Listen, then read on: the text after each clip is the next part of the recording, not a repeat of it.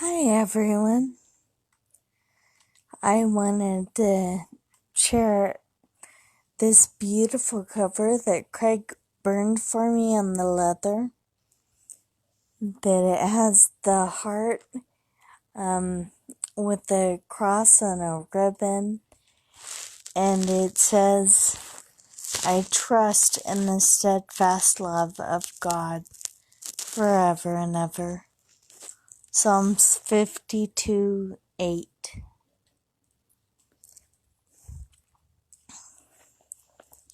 So we bought this Bible a couple of years ago because it had such really great, I guess this page doesn't show it, but great margins on the side, nice and wide, that we can write on as we're studying.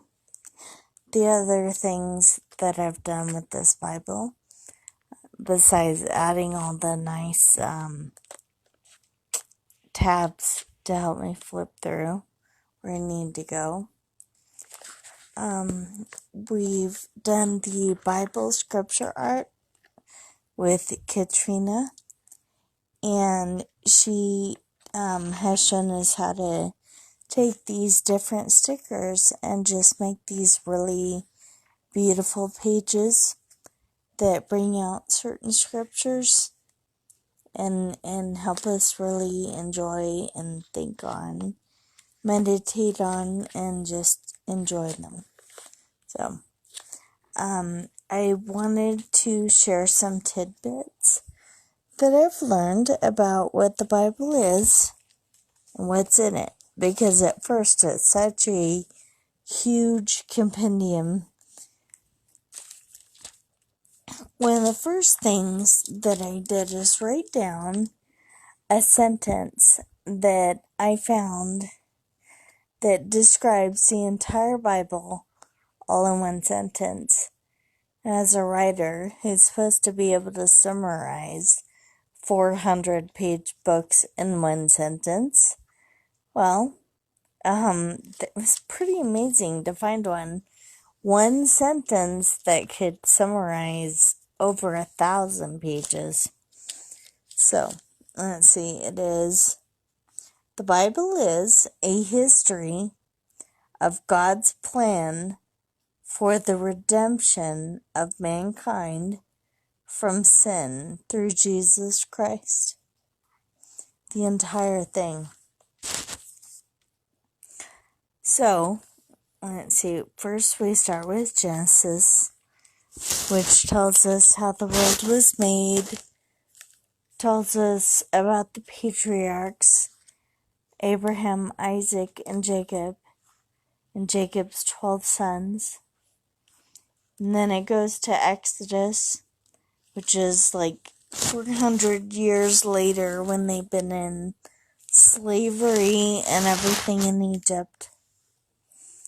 And Moses is asked by God to bring them all out of Egypt.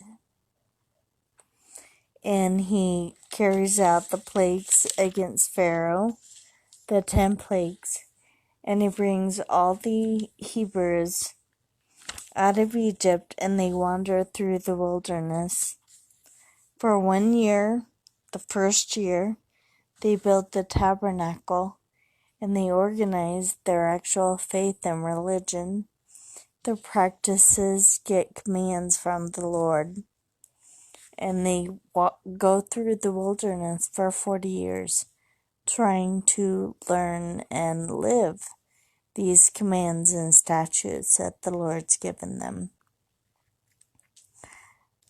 Then we come across Numbers after Exodus. No, we come across Leviticus. Here we are. And that's more a list of the feasts and the offerings and the sacrifices and the laws.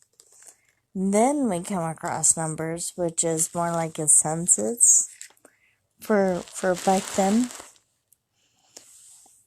And we're looking at somewhere between 1,000, I think, and 1,200 BC.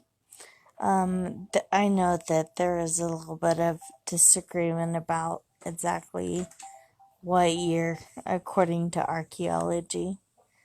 Then we have Deuteronomy, which is the complete commandments and statutes and Moses warning everybody before his death. And then after Moses' death, we have Joshua, who led all the Hebrews through the conquering of Canaan, the promised land. He led them into the promised land. They conquered different cities. And then after that, we start learning, reading about the different prophets like Samuel and the records of the kings, the actual which king held what rule, what practice, what they did. You go through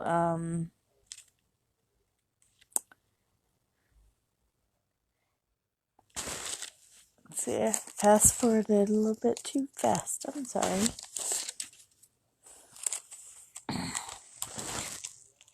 You learn a lot about Samuel and Saul and Jacob.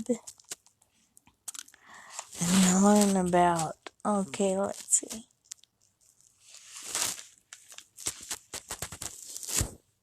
And then finally, so we go through, let's see. Okay. Went through Joshua, who helped conquer Canaan. And then we go through Judges, like Samson, the judge Deborah. And they led after military commanders like Joseph. And then you head into, there's Ruth. Ruth is a wonderful, wonderful story, and so many things to learn from it. And she is the grandmother to who becomes King David. So, and then after Ruth, he gets Samuel, the prophet. So we've gone through the command of Moses, gone through the command of a military leader like Joshua, and we've gone through judges who were judge, jury, executioner type judges that ruled the land. And then we start getting into Samuel, and in Samuel's lifetime, it's when they decided they wanted a king. And the first one they chose was Saul. And then after Saul was David. And then we get into 1 Kings and 2 Kings and on and on. So they are being ruled by these different kings, and they've all chosen to follow, either follow the Lord or not follow the Lord. And they are shown through these different stories about them, each one, what they did to not follow the Lord or what they did to follow.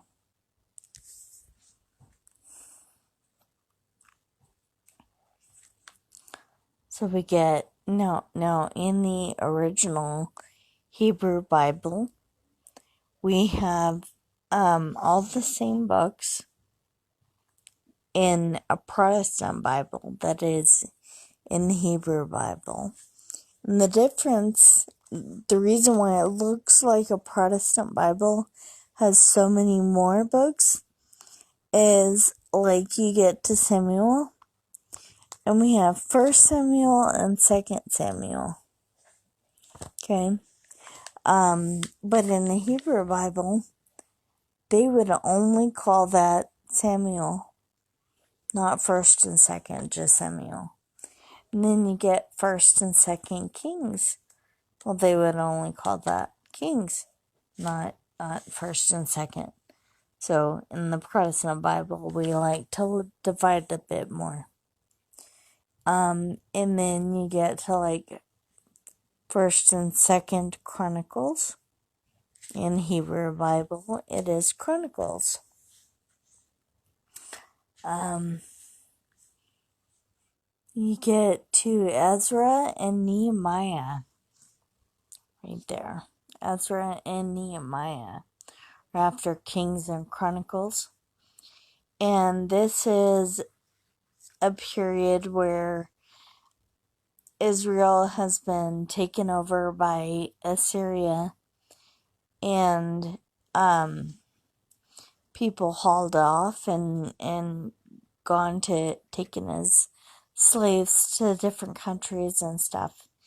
And Ezra and Nehemiah are allowed to come back and begin to rebuild Jerusalem. So, come back and rebuild Jerusalem, and Ezra and Nehemiah is considered one single book together in the Hebrew Bible. Then you start going forward, and you have the book of Esther, which is another wonderful book for about a queen who saves her people from complete annihilation. And then you have Job. And the book of Job is a wonderful poetry. This man is going through all the most horrible trials in life that a person could possibly go through. And he's sitting down and he's having a discussion with his friends. And they're trying to explain to him why he is suffering. And they use nature, and they use science, and they use philosophy, and they use history, and they try to use common knowledge and wisdom that has been gained over time. And eventually it comes out that they really don't know what they're talking about. They're trying to give good advice, but friends cannot always give good advice. They're just a little bit limited. But God is able to give wonderful advice. So, and that's a whole different book. Psalms are a bunch of books of poetry. Psalms are different poems written by King David for quite a bit of it. And then, about not quite halfway through, it's divided up a little bit, and it becomes not just King David's poems, but also several other ministers and prophets and priests who are all writing a little bit in there. And Psalms is one of the biggest sections in the Bible, and they cover everything from thank you, God, for this wonderful, beautiful day that you made, all the way to God, I'm hurting so bad because all my friends are betraying me and life really is hard sometimes.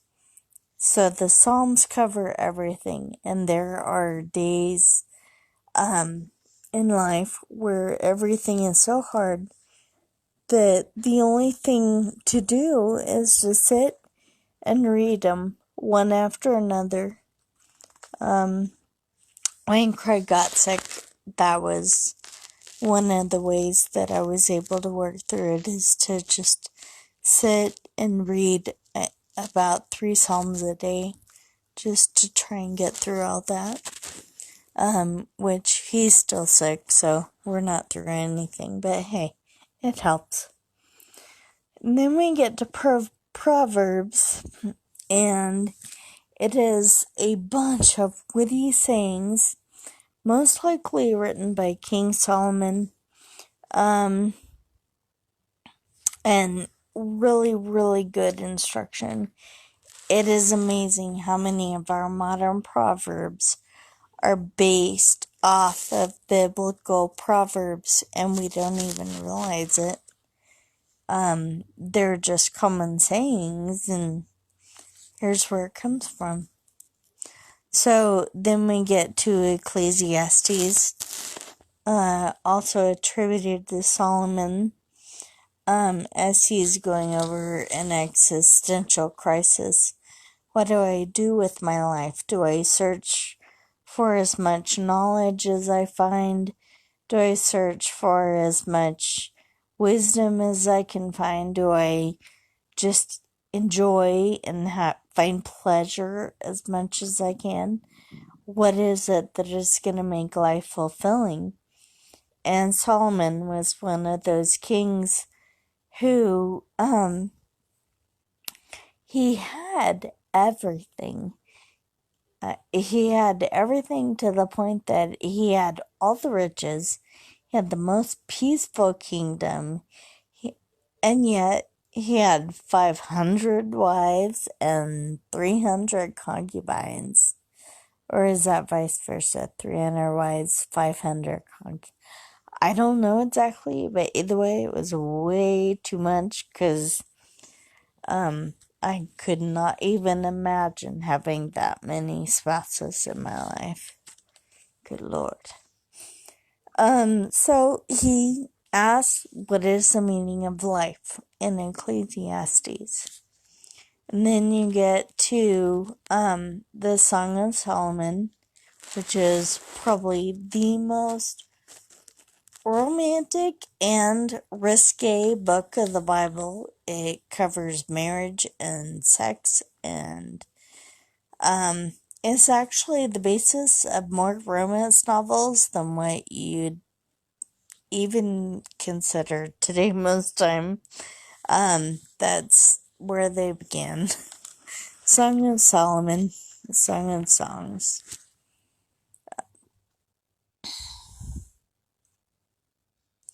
So then after that, you get to Isaiah, one of the prophets. When he's called a major prophet because he wrote one of the longest books, and he made some of the most, amazing predictions. He was able to predict everything right down to precisely how Jesus died. And it's really amazing how many ways throughout the Old Testament. There's like over 200 prophecies of it exactly prophesying Jesus Christ. And you might think, oh, well, somebody probably read it and then he tried to, purposefully go and fulfill all those prophecies. Except that nobody can really tell you exactly, precisely how you're gonna die. So even if you purposefully go and try and fulfill some of these prophecies, you're not gonna be able to predict or go back and fulfill where you were born or exactly how you're gonna die. And that's what happens in Isaiah. He prophesies a lot. And then, let's see, we have Jeremiah. And Jeremiah is a prophet that's happening right before the people, Jerusalem was sacked and they were taken and by Persia is where they were pulled apart and everything. I'm going to read a little bit about that in a minute. But Jeremiah was a prophet who was telling everybody, straighten up, turn back to God, and He'll protect you. If you don't, some bad things are going to happen. And nobody listened. So, Jeremiah is also attributed with writing Lamentations. And these are the poems that he wrote after after Jerusalem was ransacked by the Persians. So, there's still a whole lot to go through, but actually, I think I'm gonna stop here for this, because there's a couple other things I wanted to show before, and I can go back into this later. But one of the things I wanted to show was how, there's all these words that we hear and we don't always know what they mean. So I wrote a bunch of notes for them. Okay, so Genesis, Leviticus, Numbers, Deuteronomy, Exodus. Okay, Genesis, Exodus, Leviticus, Numbers, and Deuteronomy. That's the first 5 books of the Old Testament. Okay, the first 5 books that I am not. There we go. Okay, here's Deuteronomy. So,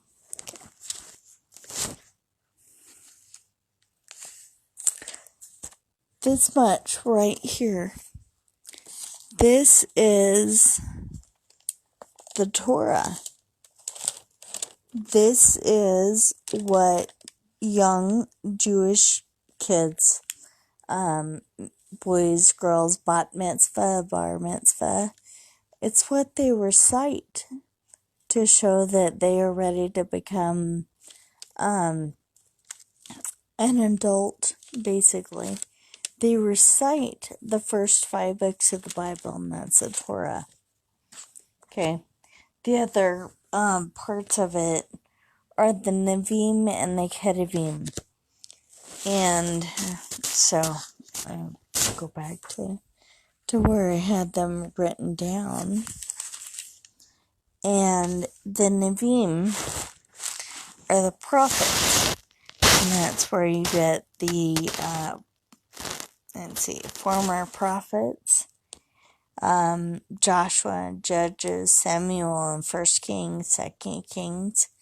And the latter prophets, Isaiah and Jeremiah and Ezekiel, who are known as the major prophets, mainly because of how big their books are. And then you have 12 minor prophets, Hosea, Joel, Amos, Obadiah. Like, Obadiah is a one page in the entire Bible. And this is one of the places where, if you look at a Hebrew Bible, it'll say 12, or the 12 prophets. But then in a Protestant Bible, we divide them up by name. So it looks like we have like 39 books of the Bible, and the Hebrew Bible looks like it has 24. And they're all the same.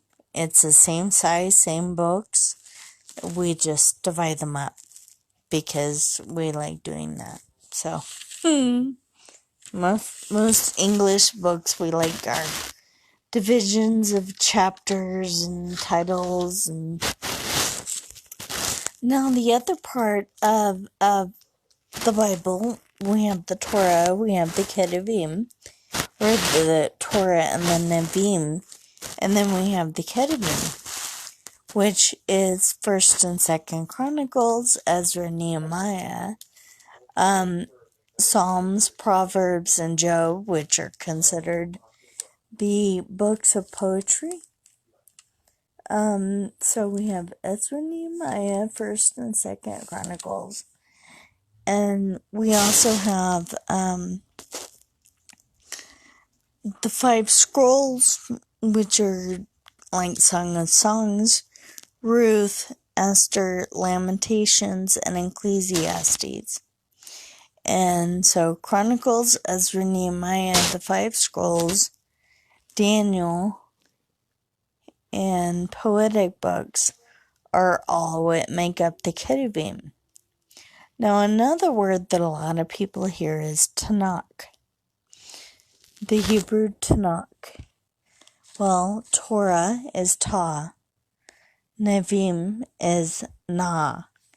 and Ketuvim is K. So, Tanach. It's the entire Hebrew Bible. Okay. The entire Hebrew Bible was written as the Greek Septuagint about 400 years before Jesus was born. And he quotes the Hebrew Bible all through his ministry so often, and he does it in both Greek and Hebrew, because at that time the Hebrews mainly spoke Greek.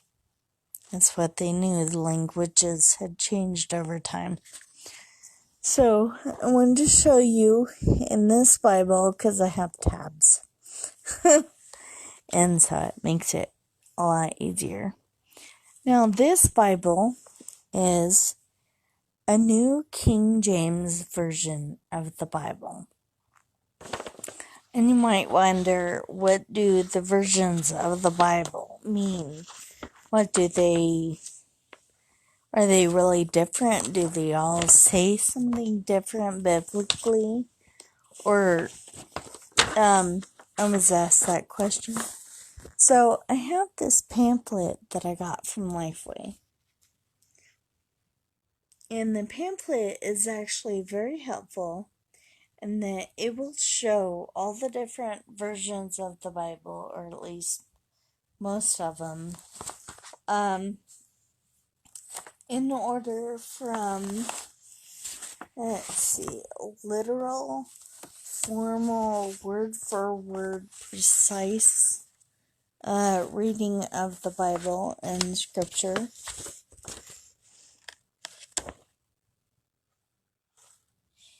and all the way down to, here we go,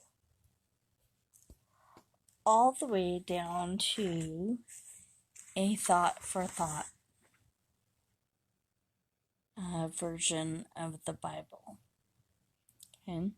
So what this means is that because even though the Hebrew language was like 10,000 words, it was a very, very complicated language, because for each word is a very complicated language, not was, is, because for every word there's about 3 different meanings for it. So it really gives you a lot of room for study. Now, the NASB, the New American Standard Bible, is apparently one of the most word-for-word formal literal translations.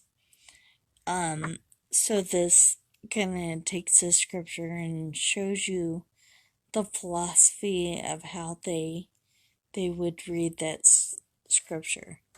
So you have the NASB, the AMP, the ESV, the KJV, and the NKJV, CSB, NIV, NLT, and a revised V version. So, thought for thought, or actual literal word for word.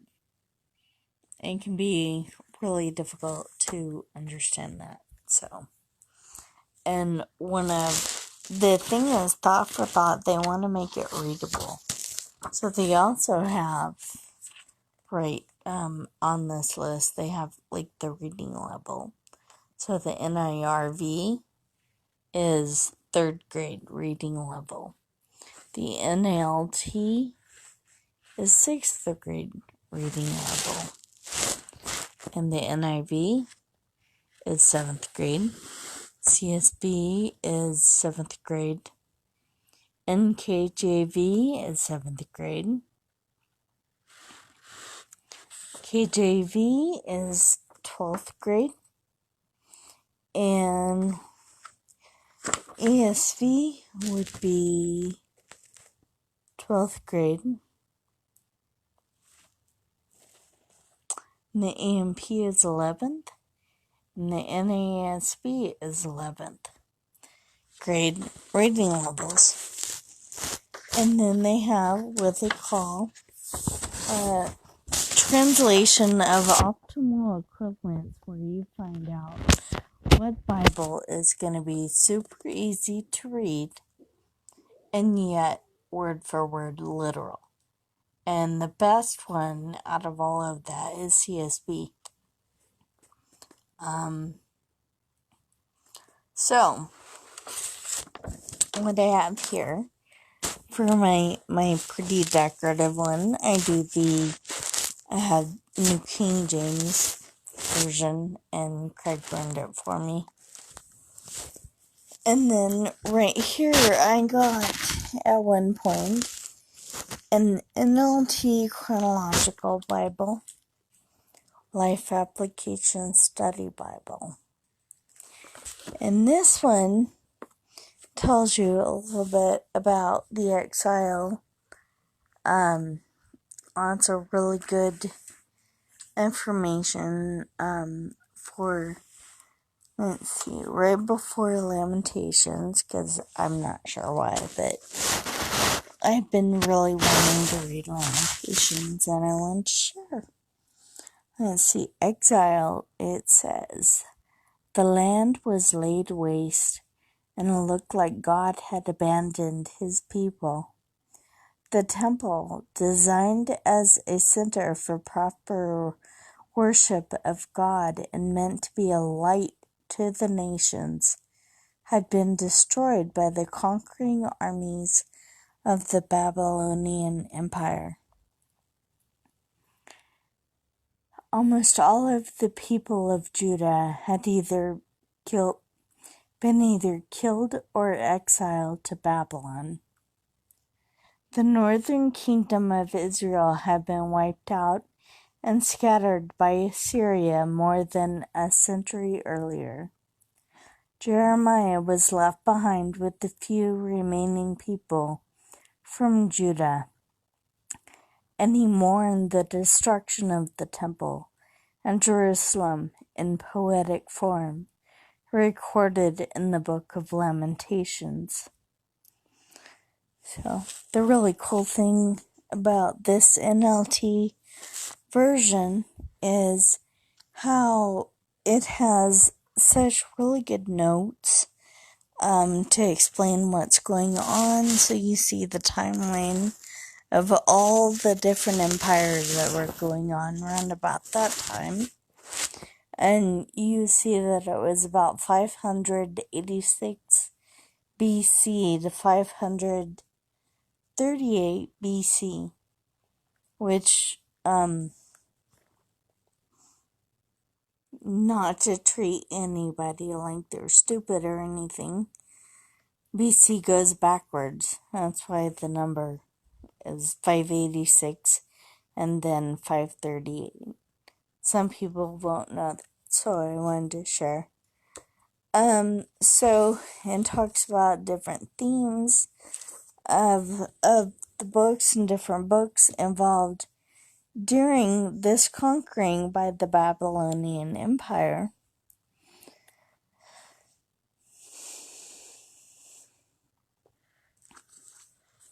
One of the other great things this book has are maps. I love maps. They help me understand so much more about what's happening.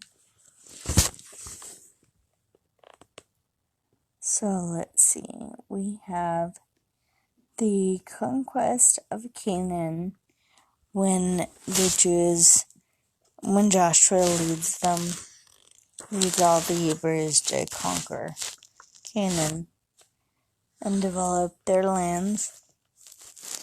Okay, so let's see. We have the Assyrian and Babylonian empires right here. So here is a map. Around about that time, I have to make sure that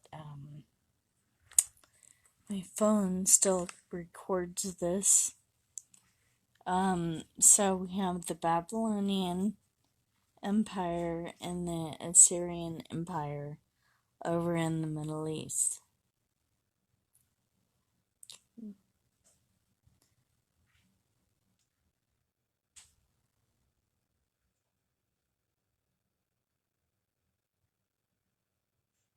Now, the legend says that Assyria, around 700 BC, is that darker, almost a purple tint, and then a lighter, almost gold tint is Babylonia. So then we see the dark purple all over there is Assyria, and down here we have the lighter color Babylon. Okay, so that is the NLT. I did not want to actually read that one. It's very nice to read, but sometimes I like to really look at the more literal word-for-word version, and that is, for me, my large print, easy for blind eyes to read, ESV version of the Bible. So if you don't mind, I would like to read Lamentations, and we'll see what Jeremiah said about the destruction after the destruction of Jerusalem. Let's see. How lonely sits this city that was full of people. How like a widow has she become, she who was great among the nations, she who was a princess among the provinces has become a slave. She weeps bitterly in the night, with tears on her cheeks. Among all her lovers she has none to comfort her. All her friends have dealt treacherously with her. They have become her enemies. Judah has gone into exile because of affliction and hard servitude. She dwells among the nations, but finds no resting place. Her pursuers have all overtaken her in the midst of her distress. The roads to Zion mourn, for none come to the festival. All her gates are desolate. Her priests groan. Her virgins have been afflicted, and she herself suffers bitterly. Her foes have become the head. Her enemies prosper, because the Lord has afflicted her for the multitude of her transgressions. Her children have gone away, captives before the foe. From the daughter of Zion, all her majesty has departed. Her princes have become like deer to find no pasture. They fled without strength before the pursuer. Jerusalem remembers in the days of her afflictions and wandering all the precious things that were hers from days of old, when her people fell into the hand of the foe, and there was none to help her. Her foes gloated over her. They mocked at her downfall. Jerusalem sinned grievously. Therefore she became filthy. All who honored her despise her, for they have seen her nakedness. She herself groans and turns her face away. Her uncleanness was in her skirts. She took no thought of her future. Therefore her fall is terrible. She has no comforter. O Lord, behold my affliction, for the enemy has triumphed. The enemy has stretched out his hands over all her precious things, for she has seen the nations enter her sanctuary. Those whom you forbade to enter your congregation,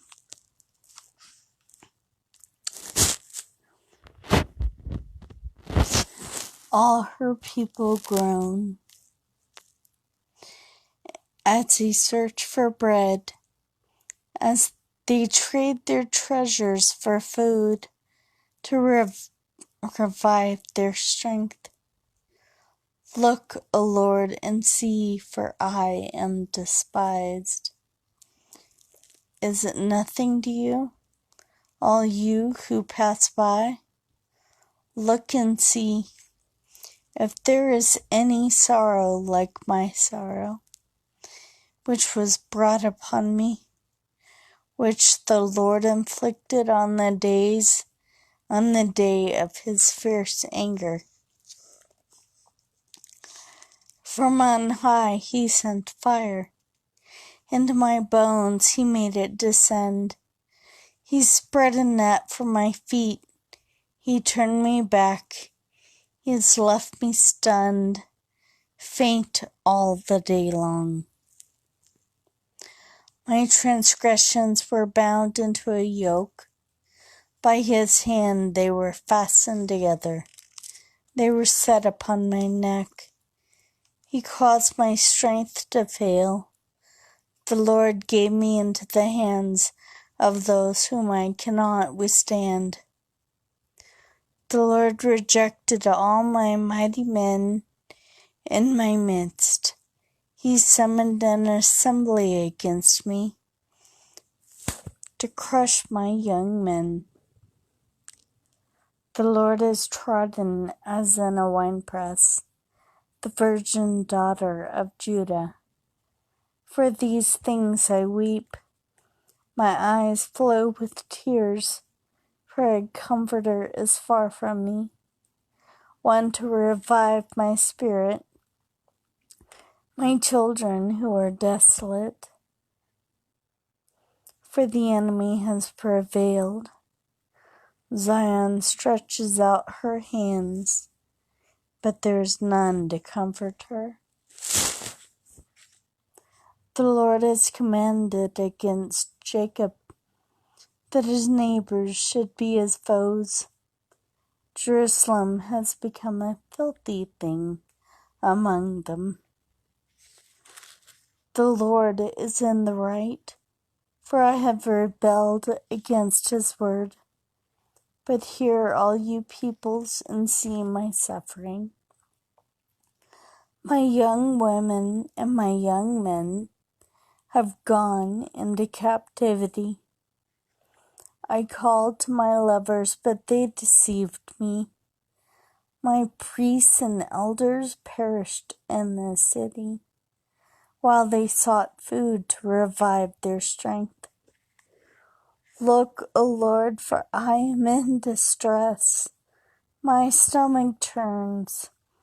My heart is wrung within me, because I have been very rebellious. In the street the sword bereaves, in the house it is like death. They heard my groaning, yet there was no one to comfort me. All my enemies have heard of my trouble. They are glad that you have done it. You have brought the day you announced. Now let them be as I am. Let all their evil doing come before you, and deal with them as you have dealt with me, because of all my transgressions. For my groans are many, and my heart is faint.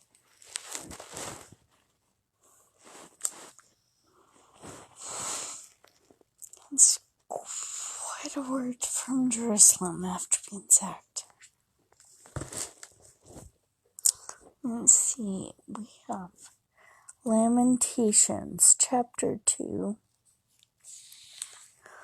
The Lord has destroyed without pity.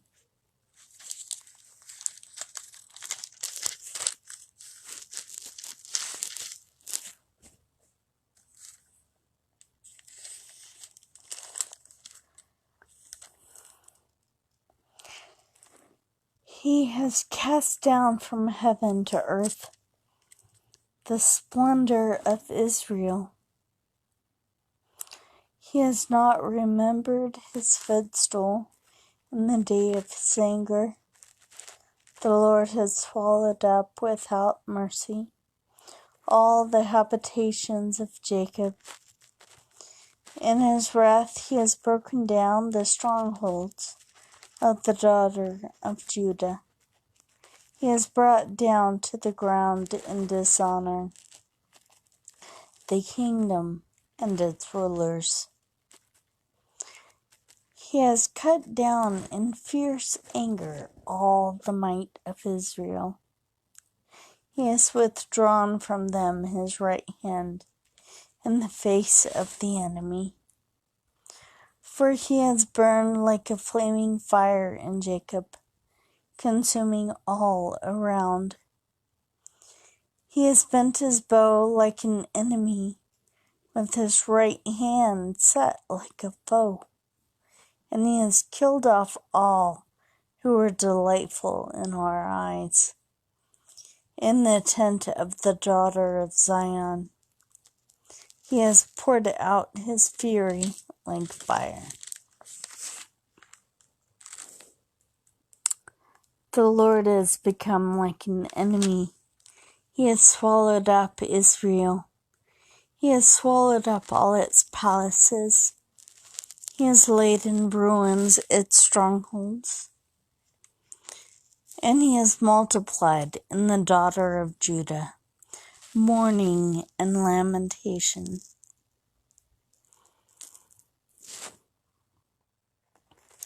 He has laid waste his booth like a garden, laid in ruins his meeting place.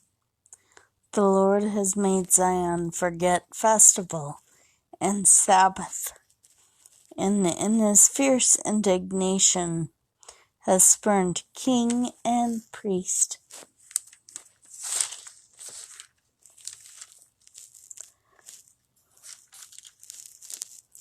The Lord has scorned his altar,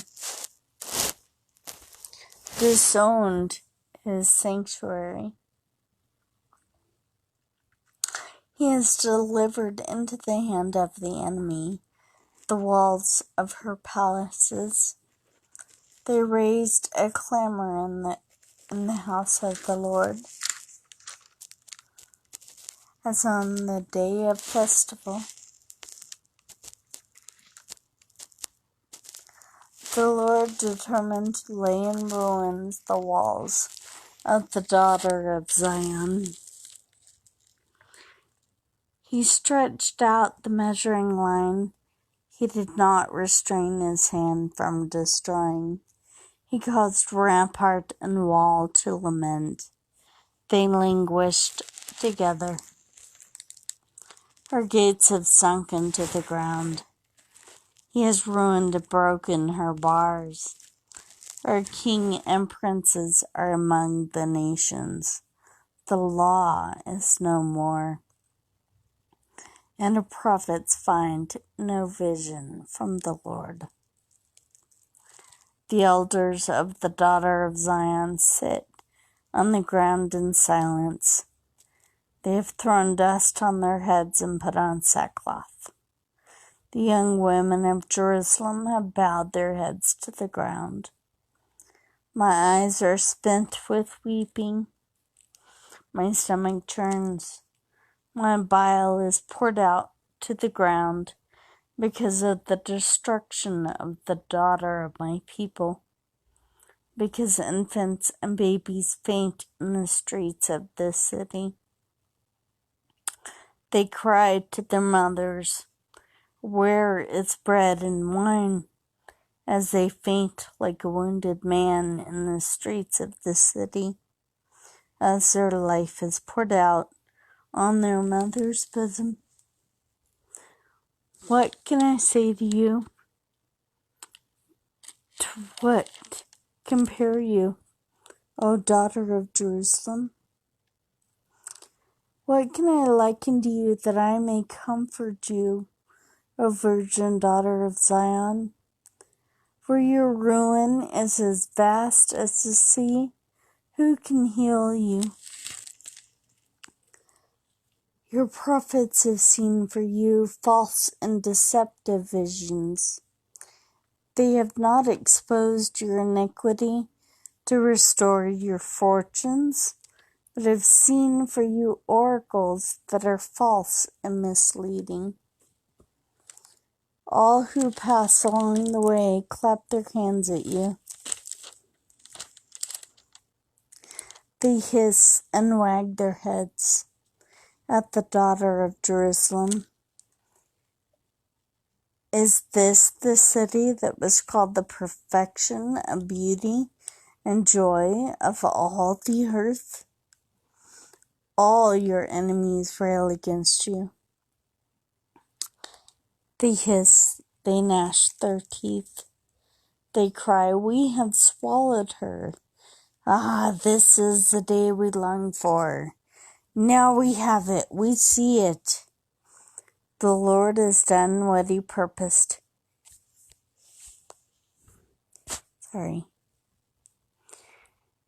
He has carried out his sword, which he commanded long ago.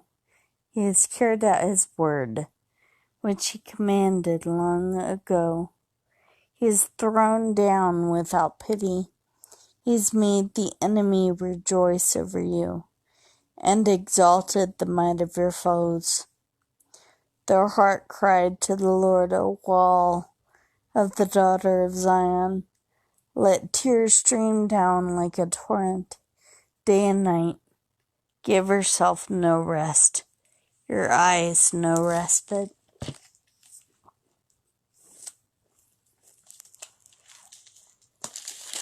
Excuse my blindness while I try and make it so I can see. Okay, there we go. Okay. Arise, cry out in the night. At the beginning of the night watches, pour out your heart like water before the presence of the Lord. Lift your hands to him for the lives of your children who faint for hunger at the head of every street. Look, O Lord, and see, with whom have you dealt thus? Should women eat the fruit of their womb, the children of their tender care? Should priest and prophet be killed in the sanctuary of the Lord? In the dust of the streets lie the young and the old. My young women and my young men have fallen to the ground. You have killed them in the day of your anger, slaughtering without pity. You summoned as if to a festival day, my terrors on every side. And on the day of the anger of the Lord, no one escaped or survived. Those whom I held and raised, my enemy destroyed. Doesn't help when I put my finger over that, and I'm sorry. Lamentations chapter 3.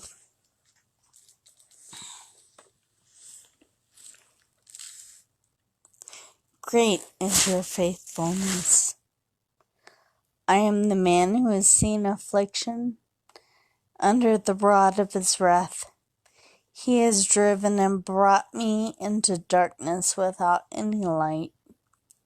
Surely against me he turns his hand, again and again the whole day long. He has made my flesh and my skin waste away. He has broken my bones. He has besieged and enveloped me with bitterness and tribulation. He has made me dwell in darkness like the dead of long ago.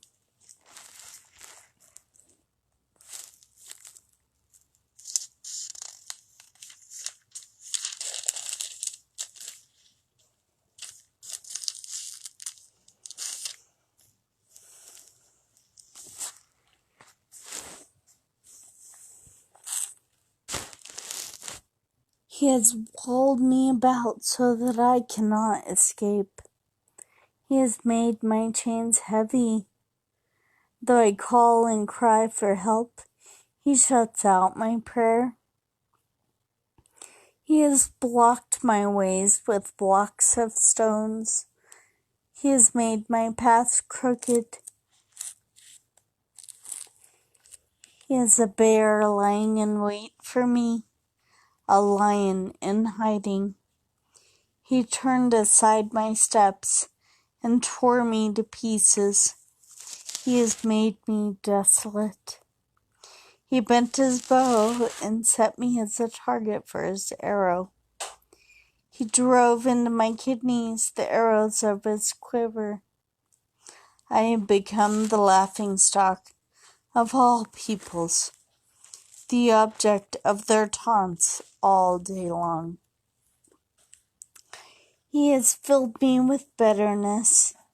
He has sated me with wormwood. He has made my teeth grind on gravel and made me cower in ashes. My soul is bereft of peace. I have forgotten what happiness is. So I say my endurance has perished. So is my hope from the Lord. Remember my affliction and my wanderings, the wormwood and the gall. My soul continually remembers it, and is bowed down within me. But this I call to mind, and therefore I have hope. The steadfast love of the Lord never ceases. His mercies never come to an end. They are new every morning. Great is your faithfulness. The Lord is my portion, says my soul. Therefore I will hope in him. The Lord is good to those who wait for him, to the soul who seeks him. It is good that one should wait quietly for the salvation of the Lord. It is good for a man that he bear the yoke in his youth. Let him sit alone in silence when it is laid on him. Let him put his mouth in the dust. There may yet be hope. Let him give his cheek to the one who strikes, and let him be filled with insults. For the Lord will not cast off forever. But though he comes to grief, he will have compassion, according to the abundance of his steadfast love. For he does not afflict from his heart, or grieve the children of men. To crush underfoot all the prisoners of the earth, to deny a man justice in the presence of the Most High, to subvert a man in his lawsuit, the Lord does not approve.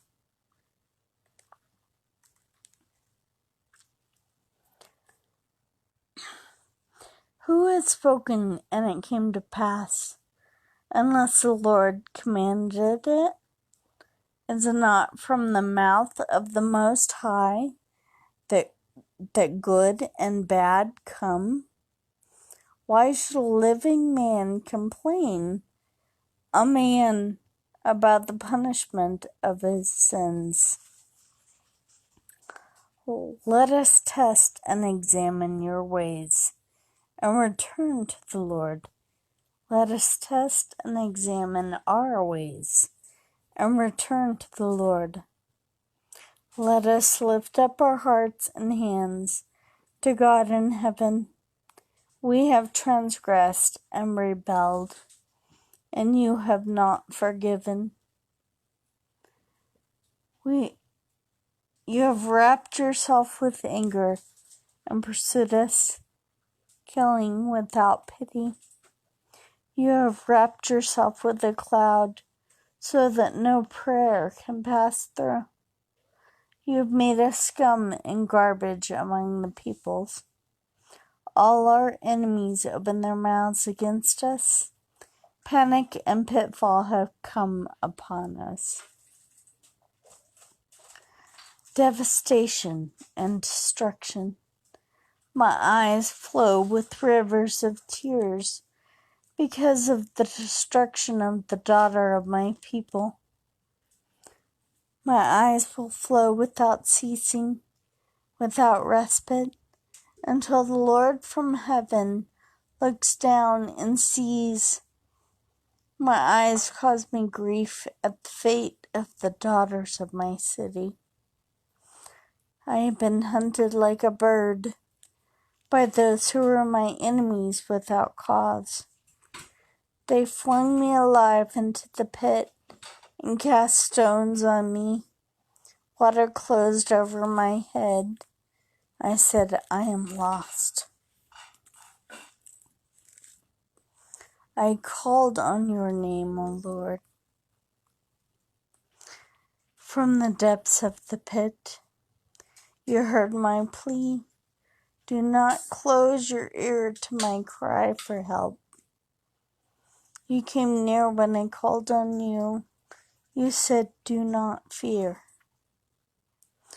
You have taken up my cause, O Lord. You have redeemed my life. You have seen the wrong done to me, O Lord. Judge my cause. You have seen all their vengeance, all their plots against me.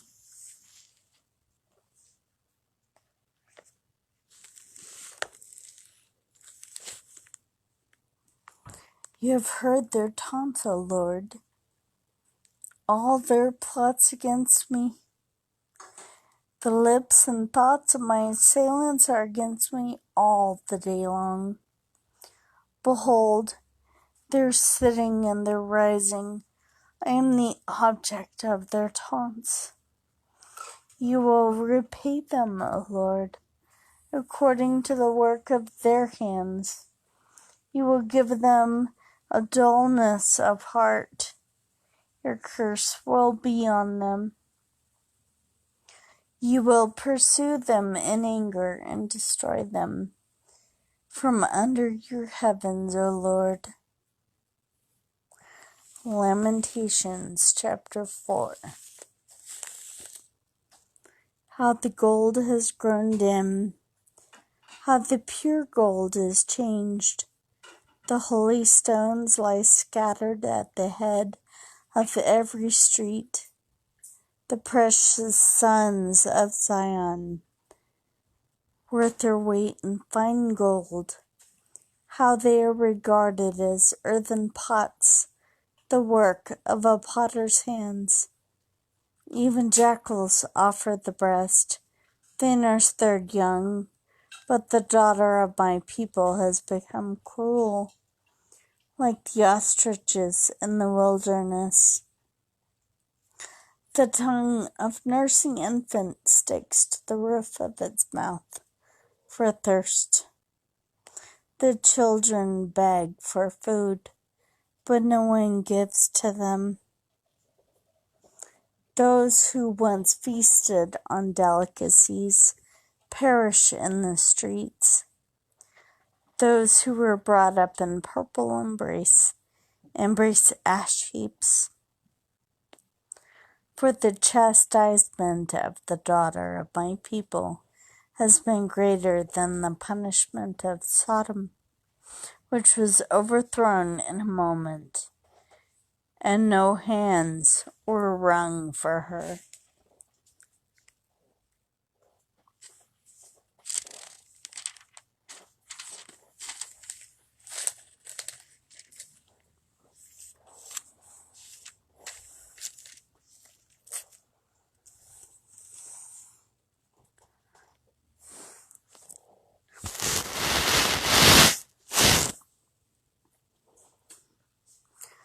Her princes were purer than snow, whiter than milk. Their bodies were more ruddy than coral. The beauty of their form was like sapphire.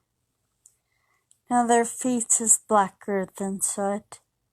They are not recognized in the streets. Their skin is shriveled on their bones. It has become dry as wood. Happier were the victims of the sword than the victims of hunger, who wasted away pierced by lack of the fruits of the field.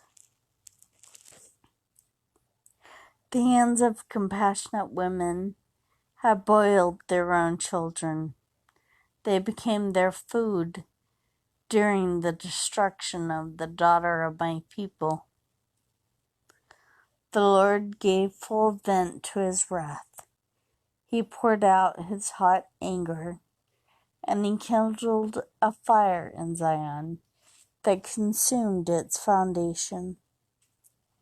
The kings of the earth did not believe, nor any of the inhabitants of the world, that foe or enemy could enter the gates of Jerusalem.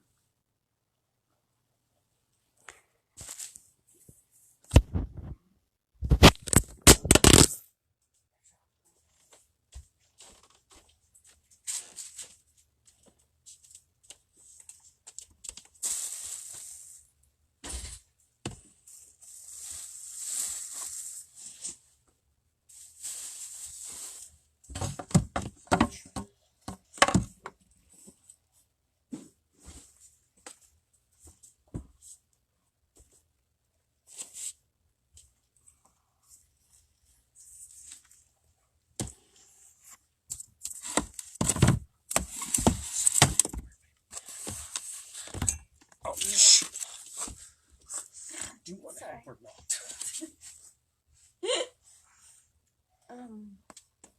It's under the table.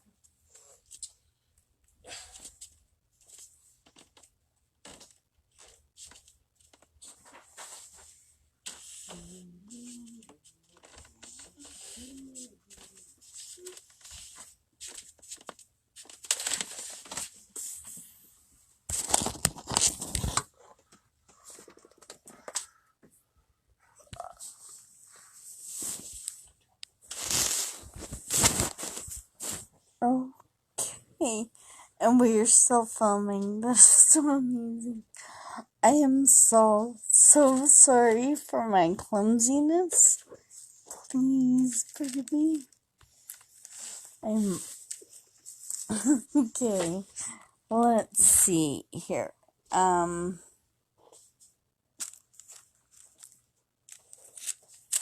That was a very disturbing verse. Sorry. Let's see. Oh, forgot my glasses. Can't read anything without them, even though it's large print. Okay. The hands of compassionate women have boiled their own children. They became their food during the destruction of the daughter of my people. The Lord gave full vent, to his wrath. He poured out his hot anger, and he kindled a fire in Zion that consumed its foundations. The kings of the earth did not believe, nor any of the inhabitants of the world, that foe or enemy could enter the gates of Jerusalem. This was for the sins of her prophets and the iniquities of her priests, who shed in the midst of her the blood of the righteous. They wandered blind through the streets.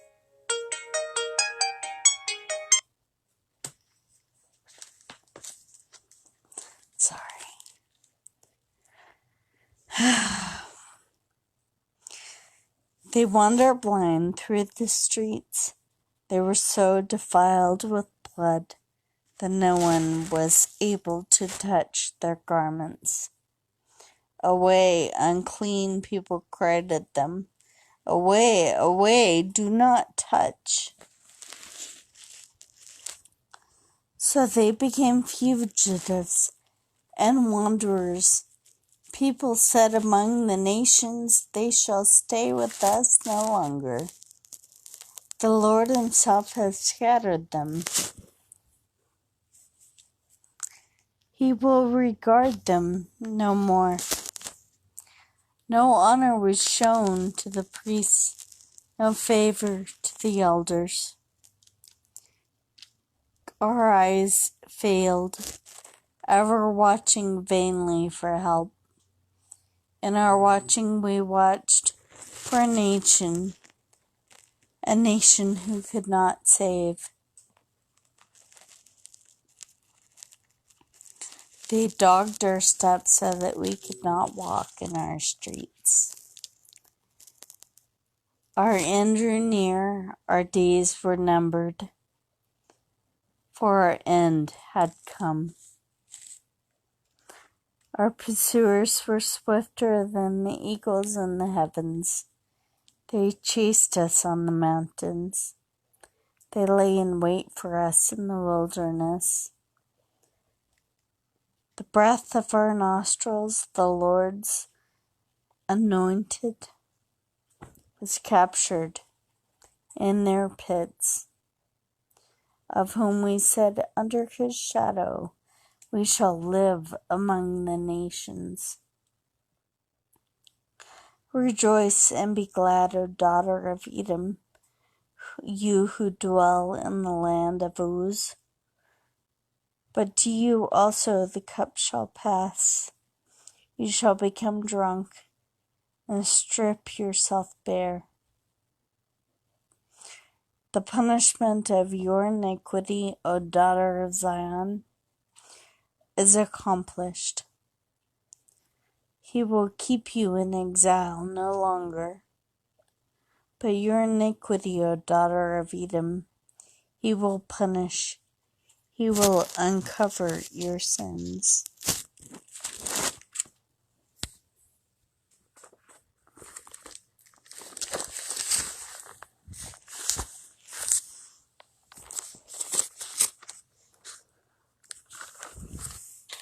Lamentations chapter 5.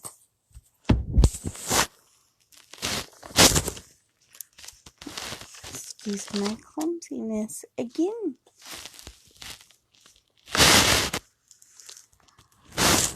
Remember, O Lord, what has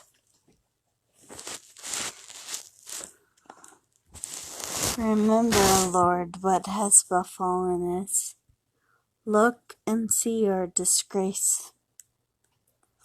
Our inheritance has been turned over to strangers, our homes to foreigners. We have become orphans, fatherless. Our mothers are like widows. We must pay for the water we drink. The wood we get must be bought. Our pursuers are at our necks. We are weary. We are given no rest. We have given the hand to Egypt and to Assyria to get bread enough. Our fathers sinned and are no more. We bear their iniquities. Slaves rule over us. There is none to deliver us from their hand. We get our bread at the peril of our lives because of the sword in the wilderness. Our skin is hot as an oven with the burning heat of famine. Women are raped in Zion, young women in the towns of Judah. Princes are hung up by their hands. No respect is shown to the elders. Young men are compelled to grind at the mill, and boys stagger under loads of wood. The old men have left the city gate, and the young men their music. The joy of our hearts has ceased. Our dancing has been turned to mourning. The crown has fallen from our head. Woe to us, for we have sinned. For this our heart has become sick.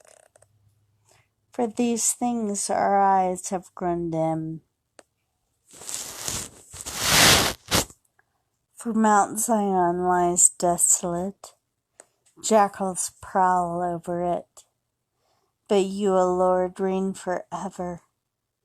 Your throne endures to all generations. Why do you forget us forever? Why do you forsake us for so many days? Restore us to yourself, O Lord, that we may be restored. Renew our days as of old, unless you have utterly rejected us and you remain exceedingly angry with us.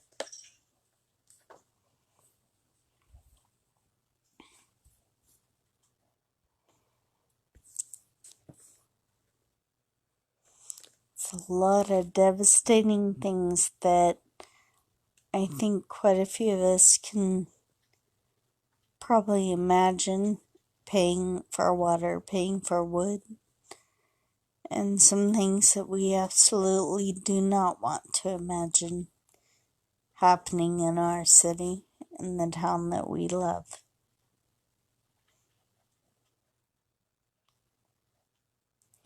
And the good news is that the Lord does love us, and He will punish us for our sins, just like we get onto our kids. When they do something wrong or bad, they get grounded or something else.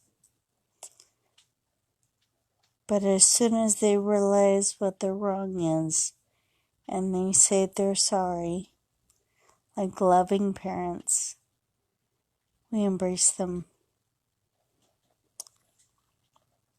And we're happy that they finally understand.